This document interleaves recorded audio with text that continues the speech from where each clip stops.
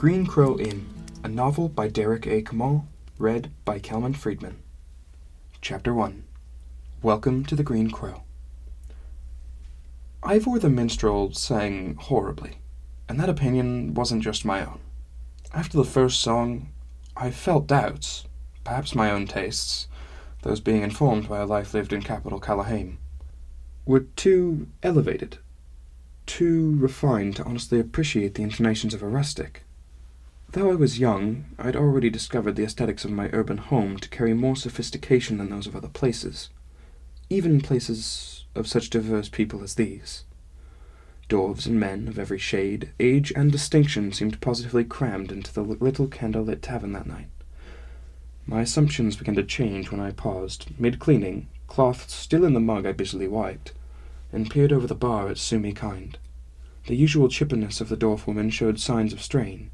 Her smile faltered at every other missed note, even as she discussed drink orders with a pair of coastmen who had just walked in. When she came our way, her leather-booted feet daintily tapping across the flagstone floor of the common room, I stared until I had her attention. I expected a bit of a wait as she presented her order to Calca. 2 pints of snowberry mead. The dwarf propped herself up on a breast rung at the base of the bar, mostly so she could see over it, and recited the order to the proprietor. And a windsboard. "Deposit?" asked Calca. The innkeeper did not look up from the tab. Sumi winked and made a clicking sound with the corner of her mouth, a curious affirmation. Then she slid 2 clinking metal strips across the top of the polished brown bar. I winced, fearing the perfect patina might have been scratched. Finally, the little dwarf woman noticed me and grinned. I felt my spirits lift a little, as if her pretty, charming smile had force. "How's your first day, Torsen?" she asked in a sprightly voice. I cleared my throat, ignored her question, and let loose my own. "Enjoying the music?" In a happy coincidence, Ivor took a risk at that moment and went for a very high note. He missed and his voice cracked. So did one of the strings on his wooden throbo. "Oh my!" I heard him cry over the laughter of those unhappy few still paying him any attention. Sumi blinked excessively, her perpetual smile threatening collapse. "I think I'm appreciating Ivor's interpretations," she said, then gratefully accepted the mugs and a small octagonal game board. I noticed the game board was all of stacked oak and made a mental note to ask about it later. Winds, had she called it? The thought faded quickly once I noticed Calca looking down at me, one hand still on the keg of snowberry mead. I smiled, trying to emulate the attractive cheer of Sumi, and went back to polishing the dimpled glass mug. "Bread and cheese," she said to me. Calca's voice was terse, but not unkind, clear, but expectant. "Why?"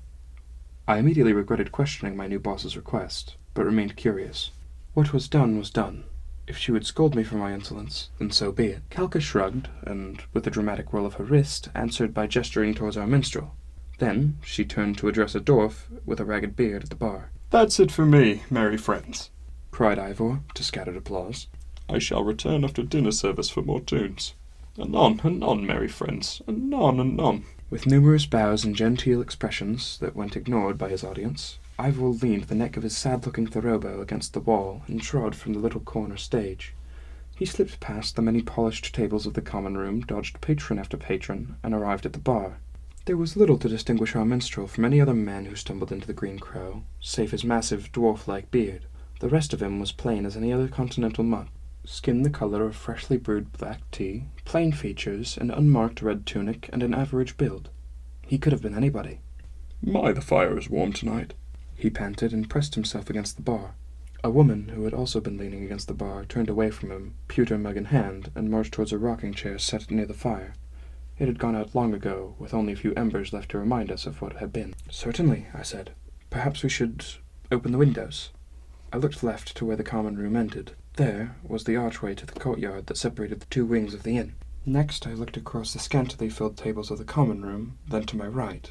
There was the other door, which would take one to the generous porch of the inn. The windows were already open, yet the man refused to stop panting and sweating. "My bread and cheese," said Ivor. I squinted at him. He smiled back, his left eye quivering a bit. "Oh, yes," I practically shouted. "Anything to wet the whistle, as they say. Some black wine, perhaps? A little malt or spirits?" "No!" Now it was our minstrel's turn to shout. He sounded scandalized.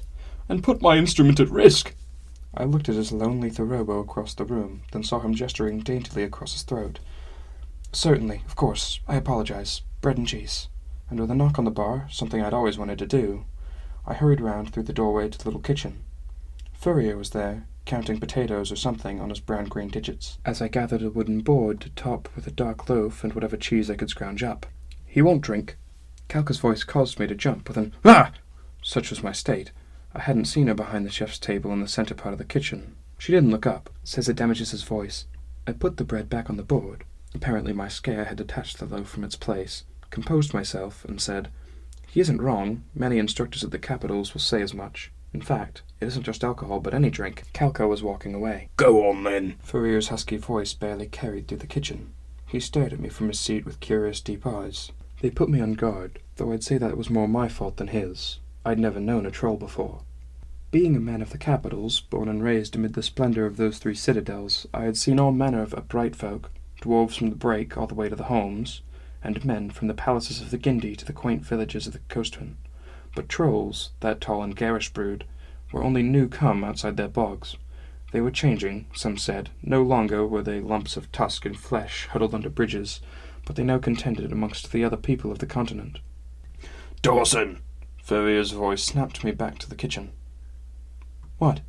Go on with your story, he said.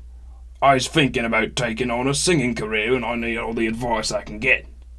I have to... Without finishing my sentence, I scurried off to deliver the platter to our minstrel. I was not familiar with trolls, no, but I somehow knew Fourier was smiling at my back.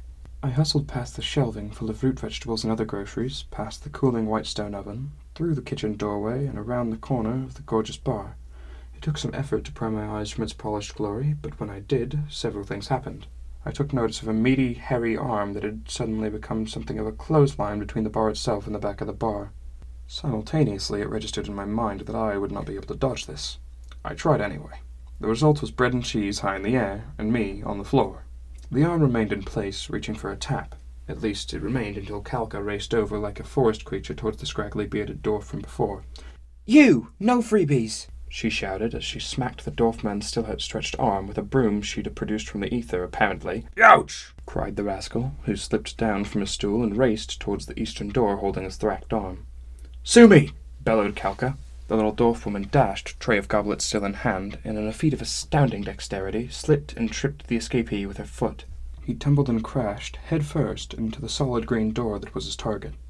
The door was just starting to open when he did, so Sumi, in one motion, returned to her feet with barely a wobble and opened the door for the new arrival. The tray remained over her shoulder.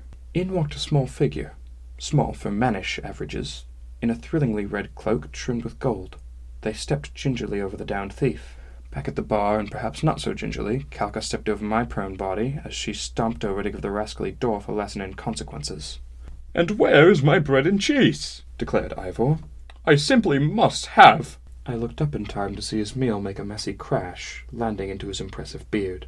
Ivor's whole body quivered in stunned silence. From the kitchen doorway came a deep guffaw. "No, that's the way," said Fourier. He shook his head and, still laughing, turned back into the kitchen. The common room would hear no more of Ivor's singing tonight. Our mysterious figure, the one with the exquisite cloak, slowly made their way to the bar and looked around uncomfortably. "Welcome to the Green Crow Inn," I shouted from the floor. This has been The Green Crow Inn by Derek A. Kamal, read by Calman Friedman, with music by Michael Elliott. To find out more, including how to purchase your copy of the novel, please visit shorelessskies.com.